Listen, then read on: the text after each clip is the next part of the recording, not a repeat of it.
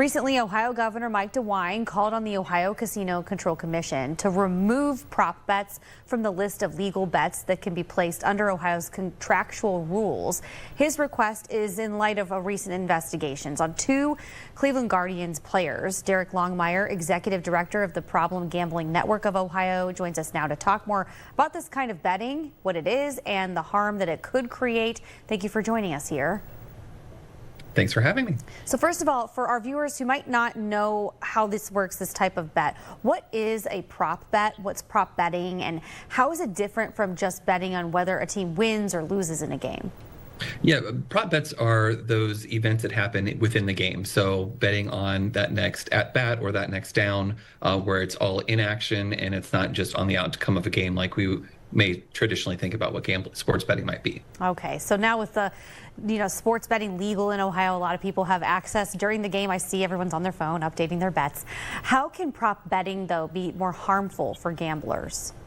Well, we know the most rapid forms of gambling tend to be the more addictive. So that's why we look at slot machines are shown to be more addictive than, say, your Mega Millions ticket. So prop betting has a similar effect, that it's that in-game play where you can be placing multiple bets within a very short amount of time. Is it something that state can do? Can the state get rid of the prop bets and say, hey, commission, we want you to remove this? Is that even feasible at this point?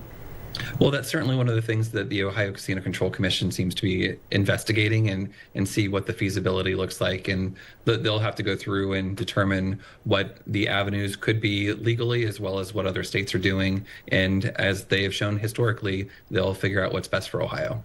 And you always look at the gamblers themselves, the risks that they face whenever they're dealing with addiction, and also all the options in front of them now. But because a lot of this weighs on the athlete's performance during the course of the game, how can this kind of betting be harmful to the athletes?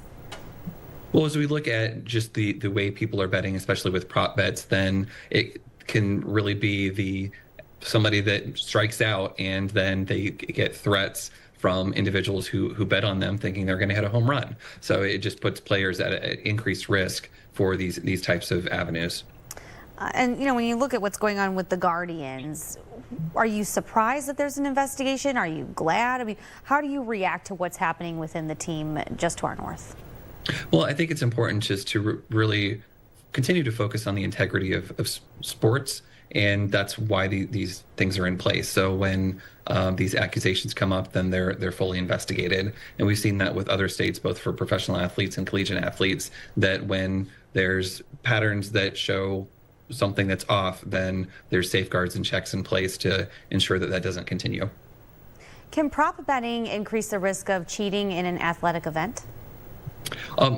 Potentially, I'm not sure. I think that's part of the evaluation from the Casino Control Commission to see what the likelihood of these cheating elements are, how prevalent is it, and what is that risk for not only Ohioans in general, but more specifically the bettors, the gamblers they're betting on the outcomes of these games. All right, a lot to consider as we watch to see how those investigations pan out. Derek, thank you for joining us right here at 5.